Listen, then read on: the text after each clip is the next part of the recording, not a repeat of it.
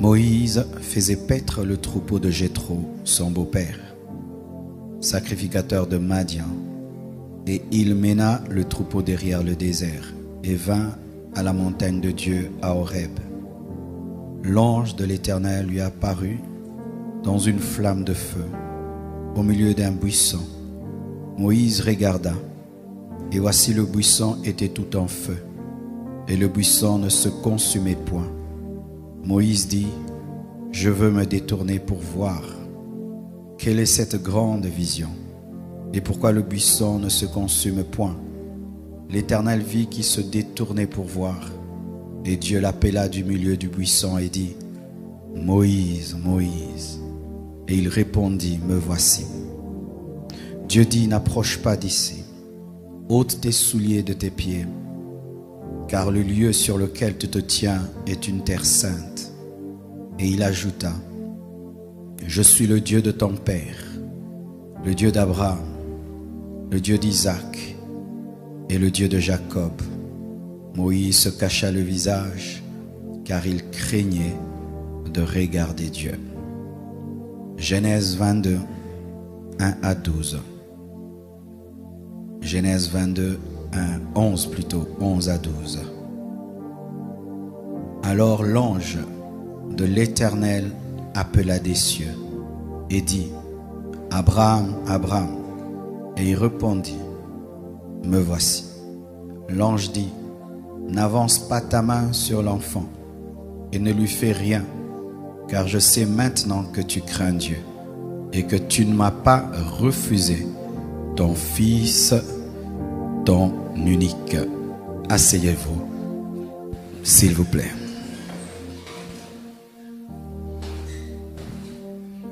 Avant d'entrer dans le vif du sujet, pendant que j'étais en train de lire la parole, l'Esprit de Dieu m'a dit de dire à quelqu'un qui fait bien les choses: tu ne fais pas mal les choses, tu fais très bien les choses, mais Dieu te demande de monter encore. Tu n'es pas dans le péché, tu ne fais pas mal, tu fais bien, mais Dieu te demande de monter encore plus haut. Parce que tu as la capacité de faire plus. Tu as la capacité de te donner davantage. Tu n'es pas encore à ton maximum. Aux yeux des hommes, c'est bon. À tes propres yeux aussi, c'est bon. Mais tu dois monter encore. Souvent, lorsque nous parlons plus aux gens qui font mal. Et nous oublions les personnes qui font bien. Mais sachez que lorsque le bien d'aujourd'hui est refusé par Dieu, il peut devenir le mal. Israël offrait des sacrifices, des holocaustes lorsque c'était l'Ancien Testament. Mais quand est venue la grâce, Dieu a demandé une autre offrande, son fils Jésus. Et les mêmes personnes qui étaient capables de donner des offrandes et des holocaustes, et qui les donnaient bien, ont refusé de croire en son fils, alors que Jésus-Christ était le nouveau bien. Tu fais bien, mais tu dois monter. Tu dois monter dans ta dimension, dans ta manière de prier, dans ta manière de prêcher, d'évangéliser, dans ta manière de croire en Dieu. Même si tu crois déjà, tu dois croire davantage. La Bible nous dit que les disciples crurent en lui davantage. Alléluia. Dans la foi, il y a davantage. Dans l'onction, il y a davantage. Dans la connaissance, il y a davantage. Dans la prière, il y a davantage. Dans l'adoration, il y a davantage. Dans l'offrande, il y a davantage. Dans l'évangélisation, il y a davantage. Dieu veut que tu ailles encore plus loin. Pour ce qui est de mon thème, j'ai été dirigé par le Saint-Esprit à parler de la vie de Moïse. Moïse est l'homme et parmi les hommes les plus extraordinaires de la Bible. Pour ma part, dans l'Ancien Testament, personne n'arrive à la cheville de Moïse. C'est vrai, nous savons que la Bible parlant de Jean-Baptiste a dit que de tous ceux qui sont nés de femmes, il n'y a pas plus grand que Jean-Baptiste. Jean-Baptiste, sa grandeur par rapport à Moïse, c'était le fait qu'il avait baptisé le Fils de Dieu et qu'il avait présenté le Messie. C'était pas par rapport au miracle, au prodige, ni à une grande intimité avec Dieu, mais c'était par rapport à la grâce qui lui avait été faite de présenter l'agneau, de présenter le Messie. Et c'est vrai. Moïse a présenté la loi, Jean-Baptiste a présenté le Messie. Ce qui fait que Jean-Baptiste est supérieur par son message à Moïse. Mais lorsque je vois l'intimité pour ce qui est de la présence et de la vie surnaturelle, je vous dis, Moïse a été un homme extraordinaire.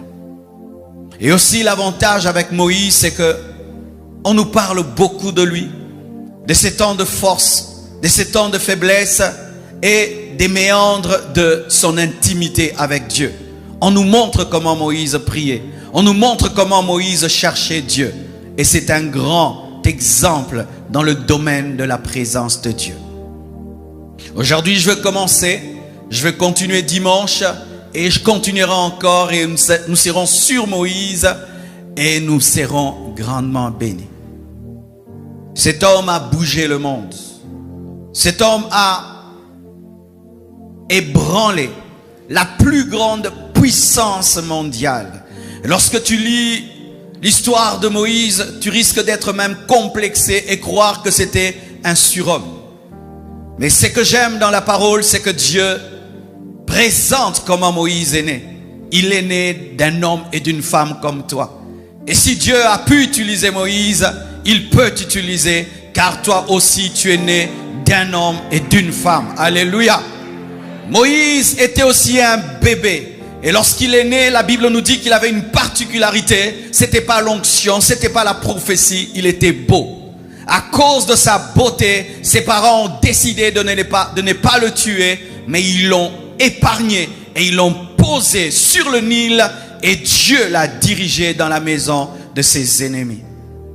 Moïse est entré dans la maison de Pharaon et il a donc été élevé par Pharaon pendant 40 ans. Et la Bible nous dit que Moïse a été enseigné dans toutes les sciences de l'Égypte. Donc, Moïse était occultiste. Ça te choque, mais c'est la vérité. Le problème des chrétiens, c'est que nous ne lisons pas la Bible, mais nous regardons les films sur la Bible.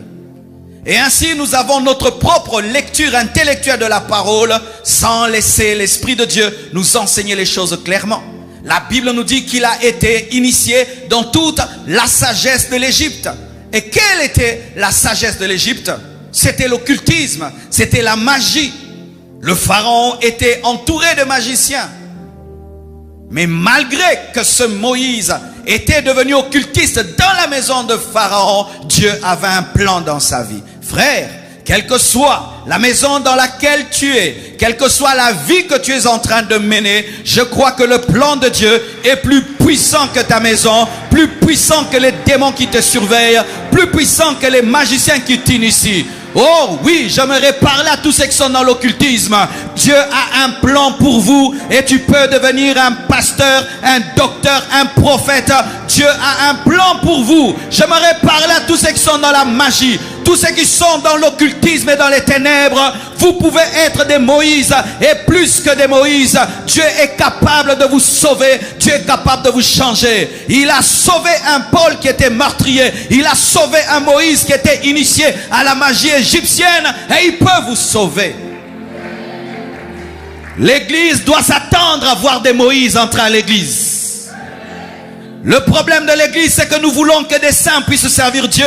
Alors que Dieu va dans la poubelle du monde ramasser des personnes pourries afin de les servir. Oh mon frère, Jésus peut te délivrer de la sorcellerie. Il peut te délivrer de la magie. Il peut te libérer de toute puissance des ténèbres et des pactes que tu as fait avec le diable. Et le diable ne te fera rien. Il est revenu dans la maison de ceux qui l'ont initié. Ils ne l'ont pas touché.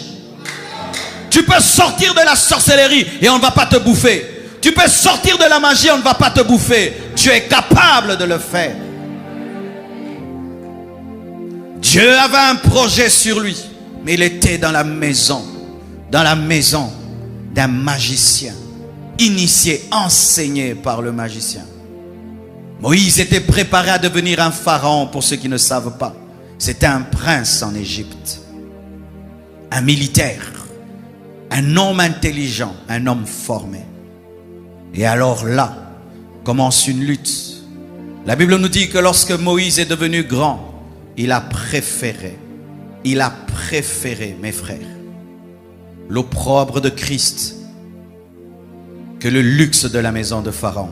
On nous dit l'opprobre de Christ. Moïse avait déjà la révélation de Christ dans l'Ancien Testament. Quel niveau et quelle grâce. On dit l'opprobre de Christ.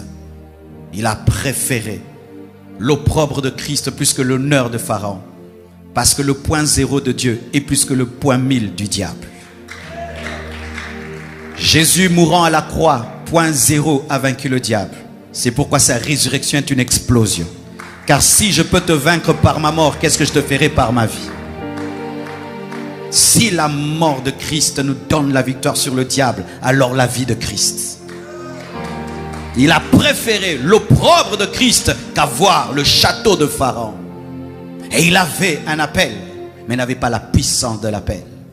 Oui, j'aime quand Dieu parle des hommes puissants quand ils étaient impuissants. Ça encourage les impuissants à croire qu'ils seront puissants. Moïse n'était pas un bébé rempli de puissance, non. Jusqu'à l'âge de 40 ans, il n'avait pas de puissance. Et il a essayé. Il a essayé de sauver avec ses mains, car c'était un guerrier. Et il a pu tuer un Égyptien.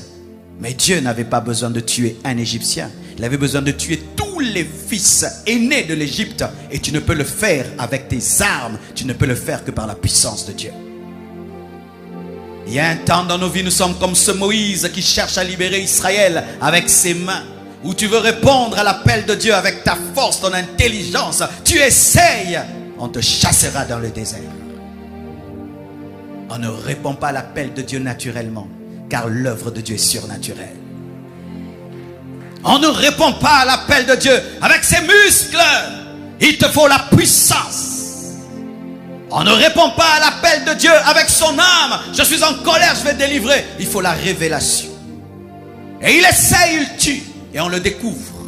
Et Moïse s'enfuit. Le grand Moïse s'enfuit. Et c'est là que Dieu commence à le briser, à le tailler. Avant ta plénitude, il y aura ton brisement. Dieu, avant de remplir un homme, le vide. Dieu, avant d'élever un homme, le taille et le façonne. Et c'est que tu es en train de vivre, où tu es en train de fuir tes adversaires. Il y a des situations qui te font fuir. C'est ton école, car Dieu t'humilie avant de t'élever. Et je bénis Dieu que tu sois en train de fuir certaines choses. Demain, tu les affronteras, mais avec la puissance de Dieu. Oui, tu reviendras au même endroit, rempli de l'esprit, revêtu de puissance. Et là où tu as fui, tu parleras et tu agiras. De la même manière que Pierre a fui devant les femmes et il a renié Jésus-Christ devant les femmes. Il est revenu et il a parlé de Jésus-Christ à plus de 3000 hommes. Tu reviendras au même endroit. Le lieu qui t'a fait trembler, tu le feras trembler. Je te prophétise, mon frère. Le lieu qui t'a fait trembler, tu le feras trembler. Les hommes qui t'ont effrayé, tu leur parleras avec assurance. Parce que tu auras une intelligence supérieure. Et tu auras une connexion avec le Dieu du ciel. Oh, oui, je te présente le Dieu qui change les vies.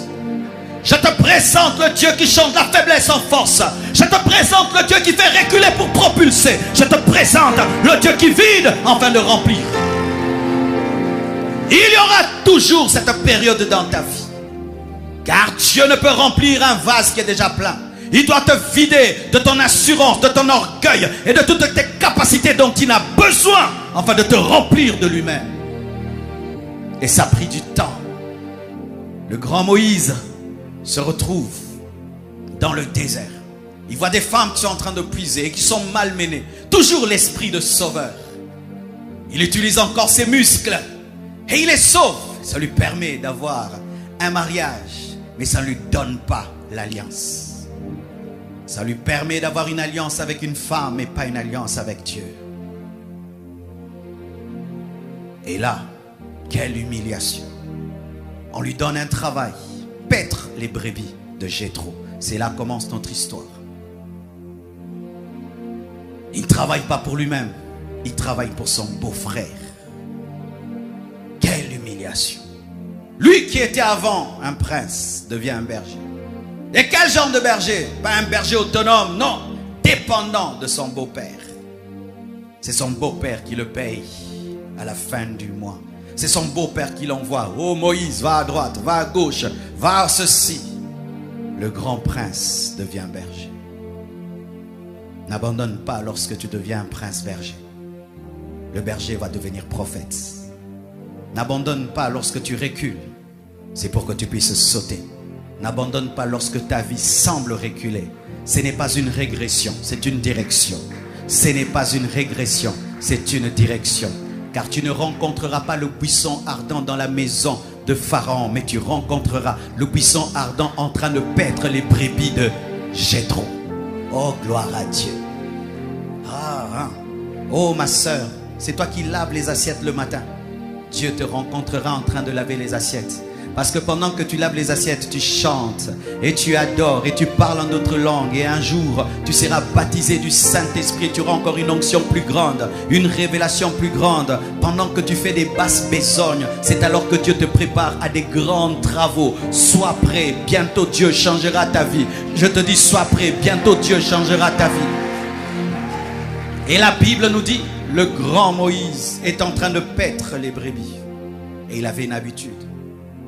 Lorsque vous regardez les films sans comprendre la parole, vous aurez une mauvaise interprétation de la parole. On nous présente Moïse en train de paître des brebis et comme par hasard, tout d'un coup il voit un buisson ardent. Mais non, ce n'est pas le cas. Moïse avait une habitude.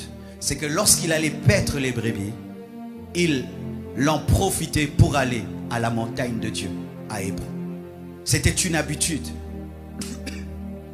Il aimait aller à la montagne. Mais il n'avait pas de grandes expériences lorsqu'il allait à Horeb, plutôt à Horeb.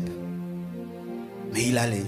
Chaque fois qu'il paissait les brebis, il en profitait aussi pour aller à la montagne d'Horeb. Moïse faisait paître le troupeau de son beau-père, le sacrificateur Madian. Et il mena le troupeau derrière le désert et vint à la montagne de Dieu, à Horeb. Et vint, c'était volontaire. C'était volontaire. Et la Bible nous dit que lorsqu'il est allé à la montagne de Horeb, ce n'est pas qu'il y avait l'apparition. Il est allé sans l'apparition pour avoir l'apparition. Qu'est-ce que je veux t'enseigner, mon frère?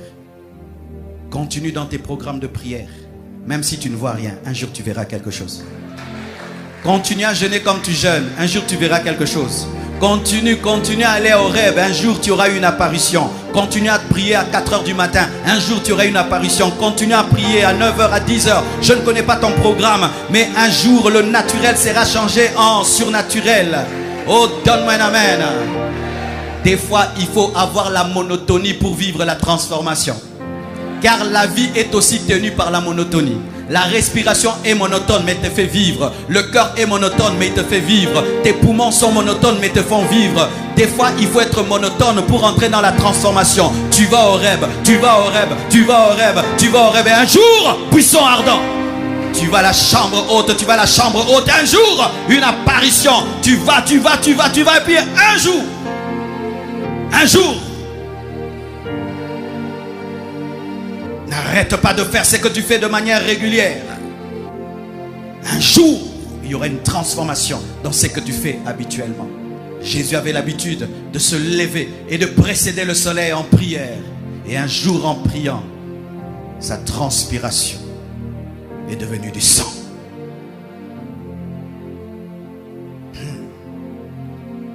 L'ange de l'Éternel lui apparut dans une flamme de feu au milieu d'un buisson. Moïse regarda et voici le buisson était tout en feu et le buisson ne se consumait point. Moïse dit, je veux me détourner pour voir quelle est cette grande vision et pourquoi le buisson ne se consume point. Moïse était un curieux. Moïse était un curieux. Frère, la présence de Dieu exige la curiosité. Soyez curieux lorsque vous êtes dans la présence de Dieu. Tu commences à prier et depuis que tu es chrétien, tu n'as jamais senti un feu commencer sur ta tête et toucher tout ton corps, couler sur tout ton corps. Tu sens comme une huile de feu sur ta tête et qui coule sur tout ton corps. C'est la première fois. Et toi, quand tu vis ça, tu dis amen. Non, reste là. Cherche à savoir c'est quoi. Père, c'est quoi que je sens? Père, c'est quoi que je sens? Depuis que je suis chrétien, j'ai jamais senti ça. C'est quoi, Seigneur? Il va te dire, mon fils, c'est la nouvelle dimension de ma puissance dans ta vie. J'étais ouin pour aller à tel endroit, prêcher ma parole. Et tu vas, tu prêches des signes, des prodiges et des miracles. Et tu prêches encore des signes, des prodiges et des miracles. Et ta vie est transformée. Tu pries, tout d'un coup, tu as le feu au niveau de ta main. Tu ressens le feu au niveau de ta main. Et puis tu dis Amen. Dis, Seigneur, qu'est-ce qui arrive à mes mains? Pourquoi je sens ce feu? Je t'ai donné un don de guérison, un don de miracle. Va imposer les mains malades. Et les malades seront guéris. Soyez des curieux, soyez des curieux. Soyez des curieux dans la présence de Dieu. Tu es en train de prier, tout d'un coup, il y a un vent qui remplit ta chambre. N'arrête pas, reste là, dis Seigneur, qu'est-ce qui se passe? Moïse voit un buisson en feu et qui ne se consume pas. Il ne rentre pas pour dire, Madian, j'ai trop, mais j'ai vu quelque chose. Non, il va d'abord vérifier. Il va vérifier. Un ange t'apparaît. Vérifie. Tu es un ange de Dieu ou un ange du diable? Mais pourquoi tu me poses cette question? Parce que la Bible me dit que je dois vérifier. Soyez des curieux. Quand tu es dans la présence de Dieu, une petite expérience peut bouleverser toute ta vie. Mais ton problème, c'est que tu t'en vas avant que Dieu n'ait fini. Tu quittes avant que Dieu n'ait fini. Dieu attend que tu poses des questions, tu ne poses pas des questions. Allez dans la présence de Dieu avec des questions. Avec des versets bibliques. Seigneur, j'ai lu, je n'ai pas compris. Seigneur, pourquoi j'existe? Pourquoi tu m'as créé? Pourquoi telle chose dans ma vie? Est-ce qu'un chrétien peut avoir des liens de famille? Comment ma vie ressemble à la vie des autres frères de ma famille qui sont des païens? Pose des questions et tu auras une révélation que personne ne peut bouger. Tu auras une assurance que personne ne peut bouger. Tu auras une connaissance que personne ne peut bouger. La curiosité, la soif, soyez des curieux spirituellement. Tu prends ta Bible, tu vas avec dans la présence de Dieu. Dieu, aujourd'hui tu vas m'expliquer. Mes frères et sœurs, Moïse était un curieux. Regardez même, Dieu lui a révélé des grandes choses. Dieu a fait avec lui des grandes choses. Mais il vient quand même dire à Dieu, si j'ai trouvé grâce à tes yeux, fais-moi voir ta face. C'était un insatisfait. Il voulait plus, et encore plus, et encore plus, et encore plus, et encore plus. L'ange de l'Éternel lui apparut dans une flamme de feu, au milieu d'un buisson. Moïse regardait, et voici le buisson était tout en feu, et le buisson ne se consumait point. Moïse dit, je veux me détourner pour voir. Il oublie les moutons, et il cherche maintenant à comprendre le buisson ardent. La présence de Dieu réclame que tu bouleverses tes programmes pour chercher Dieu. C'était le programme brebis, ça devient le programme buisson ardent. Mon frère, tu ne peux pas diriger toutes tes journées. Un jour, Dieu viendra dans ta journée afin de prendre le contrôle de ta journée et tu dois le laisser faire. C'est une journée comme toutes les autres, mais un jour, tu ressens toi un besoin de prier encore plus longtemps. Arrête de respecter ton agenda. Abandonne ton agenda. Entre dans l'agenda de Dieu et Dieu te bouleversera. Il se détourna. Il mit de côté les brebis. Et là, c'était la recherche du buisson ardent. Ton problème, c'est que tu es tout le temps avec les brebis. Tu es tout le temps avec tes brebis. Tout le temps brebis. Tout le temps mon programme, mon agenda. Le buisson ardent bouleverse le programme du berger. Le buisson ardent bouleverse le programme du berger et il en fait un prophète. Et certains ici, tu as toujours eu le projet. Moi dans la vie, je serai pilote. Moi dans la vie, je serai homme d'affaires. Frère, le buisson ardent va te révéler que tu n'es pas un homme d'affaires, ni un médecin, mais tu dois être un militaire, ou tu dois être un pasteur, un docteur. Tu dois être quelqu'un d'autre. Oh, donne-moi la main. Tu ne peux pas rencontrer Dieu, rester le même. Tu ne peux pas rencontrer Dieu et ne pas vivre un bouleversement. Le véritable Dieu pèse beaucoup. S'il vient dans ta barque doit être agitée.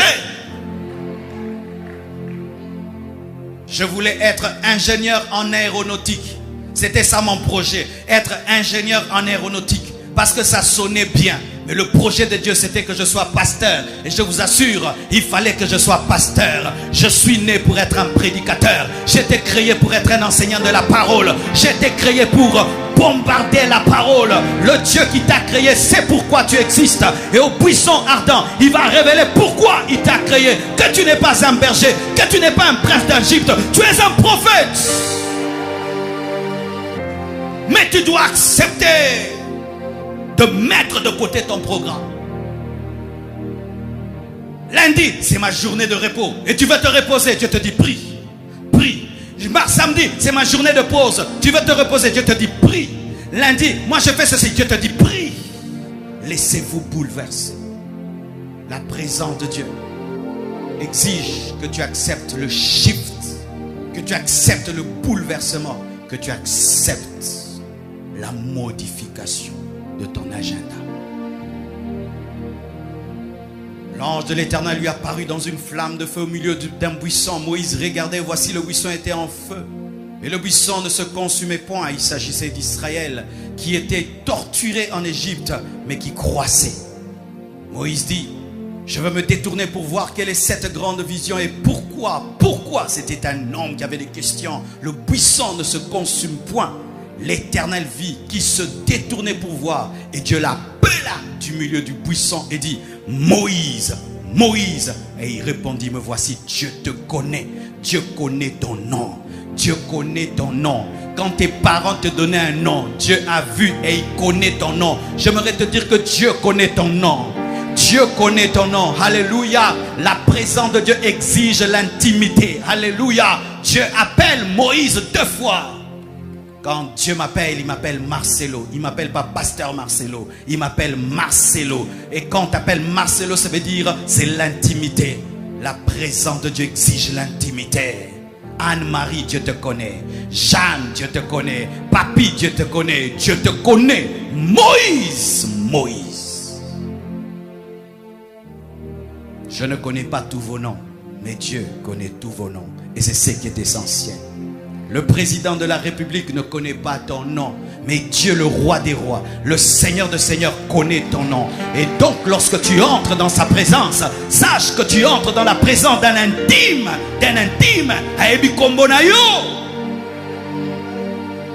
so côté la présence. Ah, Jean de Diaza. Ils sont à 1000, mais parmi les 1000, il y a tel qui n'est pas là. Dieu sait, quand tu n'es pas dans sa présence, il te connaît. Et il dit, Moïse, Moïse. Et Moïse répond, me voici.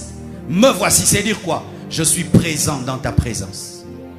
Il arrive des fois que nous soyons absents dans la présence de Dieu, tout en étant physiquement dans la présence. C'est lorsque nos pensées divaguent. As-tu la capacité d'être présent dans la présence de Dieu? Ou quand tu fais 1 heure de prière, tu es concentré pendant 1 heure. Ou tu fais 1 heure de prière, tu es concentré pendant 20 minutes. La présence de Dieu exige la concentration. Où toutes tes pensées sont là. Tu ne penses pas autre chose. Tu n'es pas en train de faire autre chose. Me voici, Seigneur. Ma totalité est là. Et je vous assure, vaut mieux faire des prières qualitatives que des prières quantitatives. Où tu pries 10 heures du temps, mais tu es distrait pendant 9 heures. Vaut mieux prier 30 minutes, mais tu es concentré pendant 30 minutes. Le jour qu'on m'a parlé de la vie de prière de Yonggi Cho, j'ai été étonné, mes frères. Yonggi Cho, le pasteur de la plus grande église au monde en ce temps-là, priait 3 heures du temps par jour. Lui-même en parle. 1 heure le matin, 1 heure à midi, 1 heure le soir. Il dit ça lui suffisait. Mais avec ça, une église d'1 million de membres. Mais quand c'était 1 heure, c'était réellement 1 heure. Quand c'était 3 heures, c'était réellement 3 heures. Vous connaissez ces personnes qui sont au travail, en train de causer. Il fait 8 heures au travail, mais il a travaillé pendant 2 heures. Et beaucoup de chrétiens sont ainsi.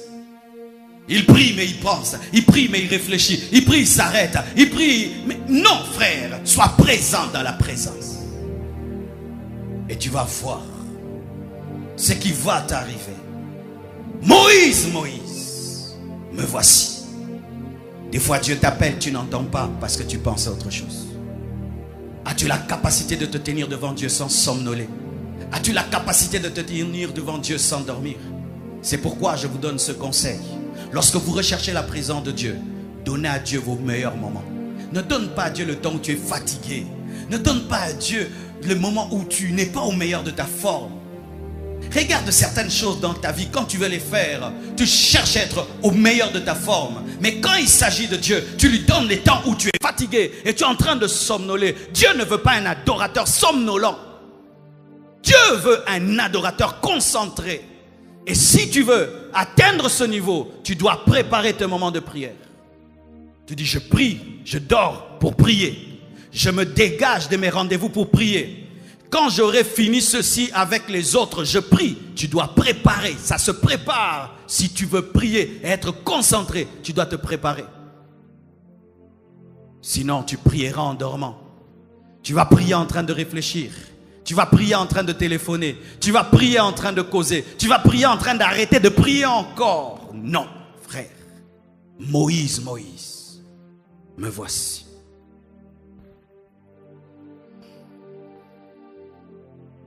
Dieu dit, n'approche pas d'ici. Ôte tes souliers de tes pieds, car ce lieu sur lequel tu te tiens est une terre sainte. Là où le saint vient, cela devient consacré. Quand un endroit a la visite du saint, cet endroit devient saint. Et cet endroit était consacré. C'était le lieu de Dieu. Et Dieu dit à Moïse, tu as marché partout comme tu as voulu, mais ici c'est ma présence. Tu enlèves tes chaussures. J'ai besoin d'un prophète qui est pieux. Cela nous enseigne quoi? La sanctification. Frères et sœurs, la présence de Dieu exige que tu enlèves tes chaussures. Que tu enlèves le péché de ta vie. Que tu enlèves les mauvaises paroles, le mauvais caractère.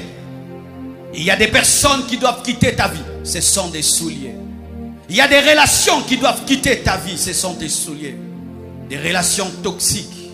Il y a un caractère qui doit quitter ta vie. Ce sont tes souliers. Il y a une manière de parler qui doit quitter ta vie. Ce sont tes souliers. Il y a une chose qui doit quitter dans ta vie. Une chose que tu as mal acquise. Tu dois quitter, abandonner cette chose. Ce sont des souliers. Tout ce qui est contraire à la volonté de Dieu dans ta vie, ce sont les souliers. Regardez. Avant que Dieu ne commence à se révéler à Moïse, avant qu'il commence à lui donner les secrets de la puissance, avant qu'il ne transforme son bâton en bâton de puissance, il lui a dit d'abord d'enlever les souliers. Nous ne changerons jamais la Bible, mes frères. Aujourd'hui, l'Église refuse le message de la sanctification. Les chrétiens veulent un évangile sans repentance. Les chrétiens veulent une Église sans sanctification. Ça n'existe pas. Vous voulez la présence de Dieu, vous devez haïr le péché. Vous voulez l'approche de Dieu, vous devez vous sanctifier. Vous voulez entrer dans la présence de Dieu, vous devez dire non au monde, non au diable. Chaque fois que tu refuseras de te sanctifier, l'accès à la présence de Dieu te sera fermé. Si Moïse avait refusé d'enlever ses sandales, mes frères, il n'allait pas avoir la révélation de Jésus. Ta vie bloque parce que tu bloques ta repentance. Ta vie bloque parce que tu bloques d'abandonner la chose que Dieu t'a demandé. Et ainsi, nous avons des Moïse chaussés, mais qui sont en train de parler devant un buisson ardent. Ce n'est pas le vrai buisson ardent, c'est un faux buisson ardent. Une vie chrétienne qui continue à être paisible malgré le péché n'est plus la vie chrétienne. Un chrétien heureux, malgré qu'il pêche, n'a pas la joie du Saint-Esprit.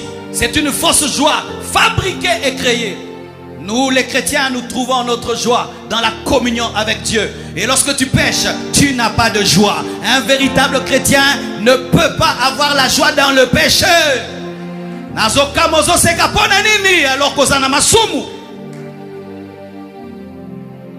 Comment peux-tu être dans la joie alors que tu vis dans le péché? Comment peux-tu être dans la joie alors que tu es lié par un péché? Comment moi j'aurai la joie? Je ne peux pas avoir la joie si je suis lié par le mal. La seule chose que je ferai devant Dieu, c'est de pleurer. Seigneur, délivre-moi. Seigneur, délivre-moi. Seigneur, enlève ça de ma vie. Seigneur, enlève ça de ma vie. Lorsque ça va me quitter, alors j'aurai la joie. Comment je peux avoir la joie alors que je me prépare à aller en enfer? Comment je peux avoir la joie alors que je me prépare à rater l'enlèvement?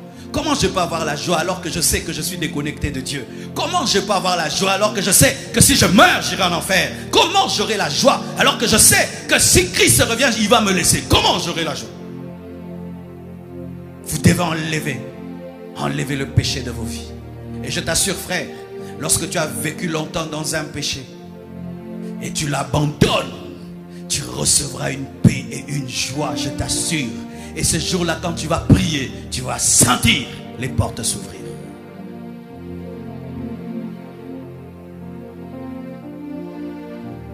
Dieu n'a pas enlevé les chaussures de Moïse. C'est Moïse qui devait les enlever. Mais Dieu lui donne l'ordre et c'est lui qui enlève. Dieu ne peut pas te sanctifier sans ta volonté. Certains s'attendent un jour, ils se retrouvent sans souliers. Non, Dieu est poli. Dieu ne peut toucher à tes chaussures sans que tu le veuilles. Tu as tissé une relation illicite avec quelqu'un, Dieu n'ira pas parler à cette personne. C'est toi qui as créé cette relation. C'est toi qui dois défaire la relation. Tu as pris une chose volée, c'est toi qui dois rendre cette chose. Cette chose ne quittera pas ta maison. Dieu ne peut pas enlever le mal de toi sans ta volonté. Et vous qui, tout le temps, justifiez le péché en vous. Vous justifiez le péché. Vous avez toujours des arguments pour continuer. La chair est faible. Tout le monde est pécheur. Dieu est tolérant. Dieu est amour. Vous pensez que même les hommes de Dieu... Frère, fais attention à tes justifications. Et regardez maintenant. Lorsque Moïse enlève ses chaussures, lorsqu'il obéit au protocole de la sainteté, la Bible dit ceci. Dieu dit, n'approche pas d'ici, ôte tes souliers de tes pieds, car le lieu sur lequel tu te tiens est une terre sainte. Et il ajouta, je suis le Dieu de ton père, le Dieu d'Abraham, le Dieu d'Isaac et le Dieu de Jacob. Alléluia. C'est alors que Dieu se révèle à Moïse. Lorsqu'il enlève les chaussures, Dieu lui révèle qu'il est je suis, qu'il est le Dieu permanent, qu'il est le Dieu qui était Dieu quand Abraham était homme et qui est Dieu quand Isaac est homme et qui est Dieu quand Jacob est homme. Abraham est mort, mais lui, il est Dieu. Isaac est mort, mais lui, il est Dieu. Jacob est mort et lui, il est Dieu.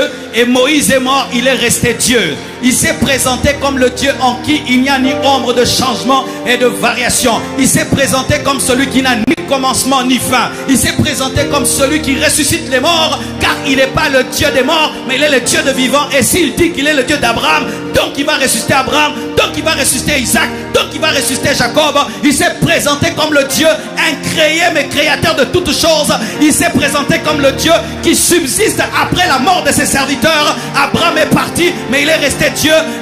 Isaac est parti, il est resté Dieu. Jacob est parti, il est resté Dieu. Et toi tu partiras, il restera Dieu. Oh, donne-moi un amen. Oh, Dieu veut se révéler à toi, mais enlève tes chaussures. Il veut se révéler à toi comme étant je suis. Je suis la guérison, je suis la délivrance, je suis la bénédiction, je suis l'élévation, je suis le miracle, je suis la paix, je suis le bonheur, je suis le chemin, la vérité et la vie. Nul ne peut venir au Père que par moi. Je suis ce que tu dis que je suis. Je suis celui qui se conjugue toujours au présent, qui ne connaît ni passé ni futur, mais qui est toujours présent dans le futur et dans le passé. Oh, donne-moi un amen. Tu veux la révélation de Dieu? Enlève tes chaussures. Il a son pied gauche sur le passé, son pied droit sur le futur, et il est assis sur le présent. Il maîtrise le passé comme il maîtrise le futur, et il est assis sur le présent. Je suis le Dieu de tes pères.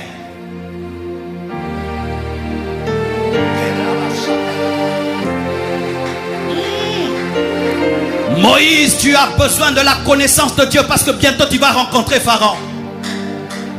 Et si tu rencontres Pharaon sans révélation de celui qui t'a envoyé, Pharaon va te détruire. La plus grande arme de l'envoyé n'est pas l'arme, mais c'est la révélation. Plus tu connaîtras ton Dieu, plus tu seras efficace. Plus tu connaîtras ton Dieu, plus tu seras efficace. La Bible dit que ceux du peuple qui connaîtront leur Dieu agiront avec fermeté. Tu as besoin de connaissance, tu as besoin de révélation, tu as besoin de cela.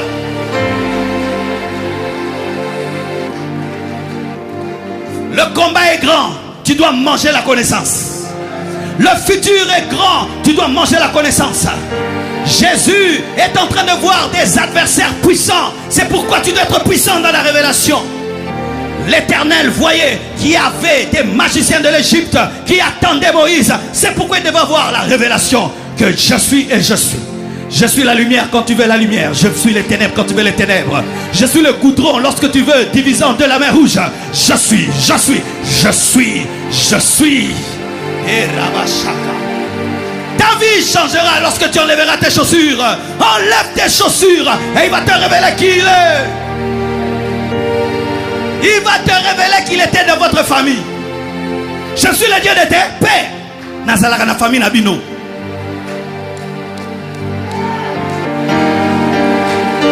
Je suis le Dieu de tes pères. C'est-à-dire, je suis membre de ta famille. Je ne suis pas un Dieu lointain. J'étais là lorsque tu es né. J'étais là lorsque tu pleurais sur le Nil. Et c'est moi qui t'ai protégé pour que les crocodiles ne te mangent pas. Et j'étais là lorsque tu étais dans la maison de Pharaon. C'est pourquoi je n'ai pas permis que tu deviennes Pharaon. J'étais là lorsque tu as fui. J'étais là lorsque tu étais dans le désert. Et je serai avec toi.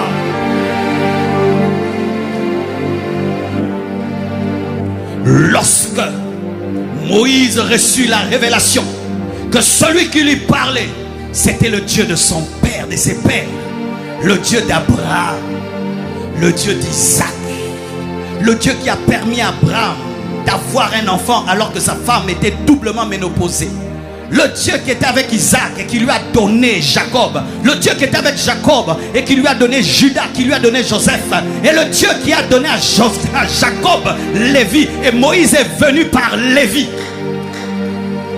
Il connaissait, il avait l'histoire de ce Dieu. C'est pourquoi il allait à la montagne d'Horeb, parce qu'il avait l'histoire, mais il avait besoin de la révélation. Et lorsque Dieu se révèle à lui, la Bible dit que Moïse cacha. Pourquoi? Parce qu'il se cacha son visage, parce qu'il craignait d'avoir vu Dieu. La révérence, le respect. La présence de Dieu exige la révérence et le respect. C'est pourquoi je ne comprends pas les chrétiens qui causent en plein culte. Je ne comprends pas les chrétiens qui chiquent en plein culte.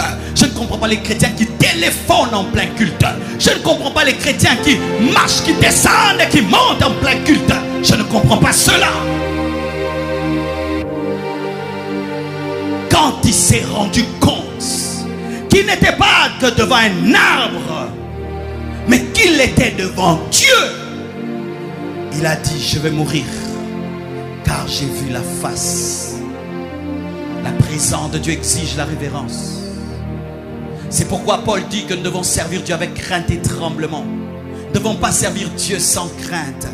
Il faut servir Dieu avec crainte et tremblement. C'est pourquoi les apôtres, lorsqu'on leur donnait la gloire qui revenait à Dieu, ils déchiraient les vêtements. Pourquoi? Ils servaient avec crainte et tremblement. Ils savaient que c'était un Dieu jaloux. Un Dieu jaloux.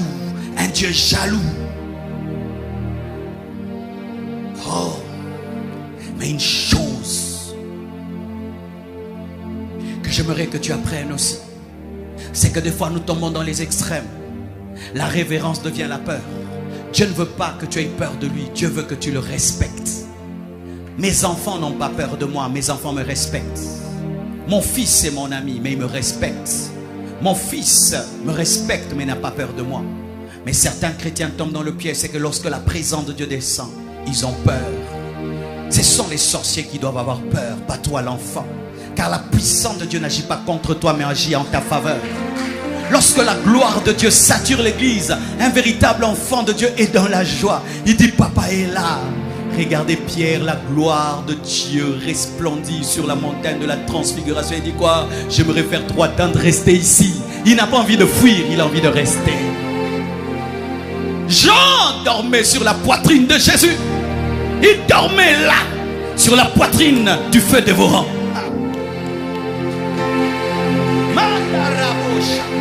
Jean dormait sur la poitrine du feu dévorant. Sur la poitrine de celui qui a créé le soleil.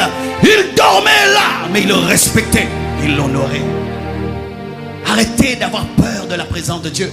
Quand la puissance de Dieu tombe ici et les gens tombent à gauche et à droite, l'enfant de Dieu est content. Merci Seigneur, guéris encore, délivre encore, chasse les démons. Mais tu ne dois pas avoir peur. Oh, qu'est-ce qui se passe? Non, c'est papa qui est à l'œuvre.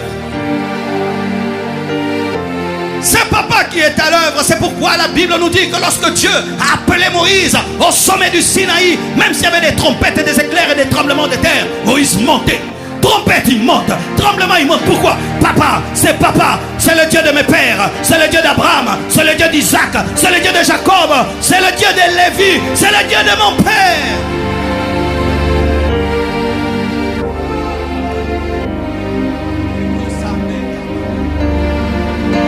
Mais écoutez ceci. Pour finir d'ailleurs, vous allez voir dans Exode 3, verset 2. Donnez-moi le verset. Exode 3, verset 2. Quelque chose est dit là. La Bible dit quoi? L'ange de l'Éternel lui apparut dans une flamme de feu.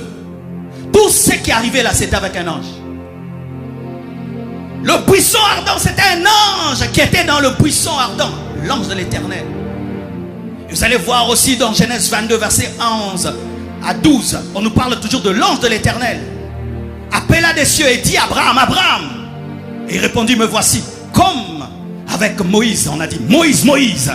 Dieu m'a appelé 2 fois pour confirmer que c'est toi. Moïse, Moïse, me voici. Abraham, Abraham, me voici. Confirmez que c'est toi. Je n'appelle pas un autre Abraham, c'est toi, le père d'Isaac. Au verset 12, la Bible dit, Genèse 22, verset 12. L'ange dit, n'avance pas ta main sur l'enfant. Écoutez, ce qui est bizarre dans cette phrase. L'ange dit, n'avance pas ta main sur l'enfant et ne lui fais rien. Car je sais maintenant que tu crains Dieu. Écoutez maintenant, écoutez. Et que tu ne m'as pas refusé ton fils unique, un ange. Un ange. Est-ce qu'Abraham était en train d'offrir son fils unique à un ange? Mais l'ange dit, tu n'as pas refusé de m'offrir ton fils unique. Quel est cet ange? Quel est cet ange qui se permet de parler comme Dieu? Quel est cet ange qui ose parler comme il était Dieu? Voici la révélation, mes frères. Dans la Bible, on parle de l'ange de l'Éternel, on parle d'un ange ou on parle des anges. Mais lorsqu'on parle avec l'article défini, l'ange de l'Éternel, c'est quelqu'un d'autre. Ce n'est pas Michael, ce n'est pas Gabriel, c'est une théophanie. C'est dire quoi? C'est une apparition du Père, ou une Christophanie, ou une apparition du Fils. Donne-moi la main que je te parle. Regardez, dans Exode, on dit quoi? L'ange de l'Éternel parlait dans le buisson, mais au verset 4, on dit l'Éternel dit. Il y a un ange dans la Bible qui est une manifestation de Christ et du Père dans l'Ancien Testament. Et remarquez, lorsqu'on commence le Nouveau Testament et Jésus vient sur la terre, on ne parle plus de l'ange de l'Éternel. Pourquoi? La parole s'est faite chair et l'ange de l'Éternel peut se manifester. Alléluia. Regardez mes frères et sœurs. L'ange de l'Éternel parle et il dit, j'ai vu que tu m'as donné, tu n'as pas refusé de me donner ton fils. Il s'agissait d'une apparition physique du Père ou du Fils. Pour ceux qui ne croient pas, parlons du Saint-Esprit. Est-ce que le Saint-Esprit est venu sur la terre le jour de la Pentecôte? N'est-ce pas que dans Genèse on nous dit déjà que l'Esprit de Dieu se mouvait au-dessus des eaux? Le Saint-Esprit a porté la veste pour l'Église à la Pentecôte, mais pour la création il était déjà à l'œuvre. Et Jésus-Christ, alléluia, s'est incarné afin de sauver les hommes. Mais il était déjà à l'œuvre dans l'Ancien Testament comme l'ange de l'Éternel. Parce qu'un ange ne peut accepter l'adoration. Un ange ne peut parler comme étant Dieu, mais il parle au nom de Dieu. Mais cet ange-là parle comme étant l'Éternel. Qu'est-ce que je veux dire? Pourquoi je vous parle de l'ange de l'Éternel? L'ange de l'Éternel, c'est une théophanie, c'est-à-dire l'apparition du Père, ou une Christophanie, l'apparition du Fils dans l'Ancien Testament. Mais regardez le respect que Moïse lui doit. Il respecte une apparition. Il honore une apparition. Il honore l'ombre. Et voyez comment Moïse a vécu avec Dieu. Il a commis certes des erreurs. Il a pris une femme étrangère. Mais regardez, même quand Dieu lui dit, tu n'entreras pas, il ne se fâche pas. Il accepte de ne pas entrer alors qu'il a fait un travail exceptionnel. Moïse était un grand. Dieu même parlant de lui dit qu'il était l'homme le plus patient de sa maison. Mais nous n'avons pas une apparition. Nous n'avons pas l'ange de l'Éternel. Nous avons le Fils de Dieu. La parole faite chair. Nous avons l'incarnation. L'incarnation. Moïse avait une apparition. Nous avons une incarnation.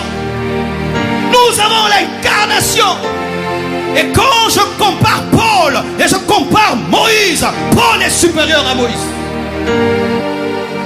Moïse a eu le buisson ardent par l'ange de l'Éternel. Mais Paul, c'est Jésus ressuscité qu'il a rencontré.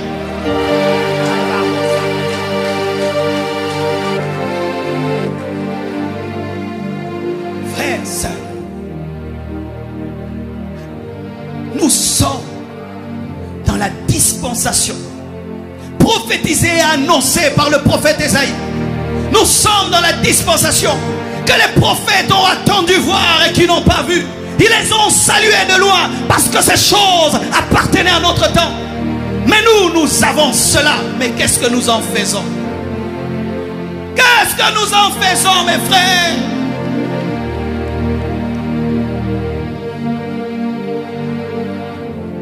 Avec l'ange de l'Éternel, Moïse a sorti des millions d'hommes de l'Égypte et les a amenés dans le désert. Mais nous avons Christ. Nous avons la réalité. Nous ne sommes plus dans l'ombre et des apparitions. Jésus-Christ a marché 33 ans sur la terre. Ce n'était pas une apparition. Et il nous a dit, allez, faites de toutes les nations mes disciples. L'ange de l'Éternel a dit à Moïse, va libérer mon peuple de l'Égypte. Mais il nous dit, allez faire de toutes les nations. Pas seulement les Juifs, pas seulement les Congolais, le monde entier. Lorsque j'ai compris cela, mes frères, je me suis rendu compte que notre jugement sera grand. Notre jugement sera grand, mes frères. Vous savez qu'Élie n'a pas parlé en langue. Moïse n'a pas parlé en langue. Jérémie n'a pas parlé en langue. Daniel n'a pas parlé en langue. Rinda Koska Rebabash. Ça, c'est pour nous. Ça, c'est pour nous. Mais il y en a qui ne parlent même pas langue. Mais ils parlent en langue, mais ils ont arrêté de parler en langue. Et d'autres refusent même de parler en langue. Ils disent, je n'aime pas ces glou-glou. Comment traitez-vous Jésus? Comment traitez-vous Jésus? Comment traitez-vous la présence de Jésus? Laissez-vous bouleverser. Laissez-vous bouleverser par Jésus. Il y a une belle histoire derrière ton obéissance. Si seulement tu acceptais de payer le prix, il y a une grande et belle histoire. Oh Moïse, Moïse, ouvre de la main rouge le prix du buisson ardent. Moïse change les ténèbres en lumière, le prix du buisson ardent. Moïse terrorise tous les magiciens de l'Égypte, le prix du buisson ardent. Ne refuse pas de payer le prix. Payez le prix. Cherchez Dieu.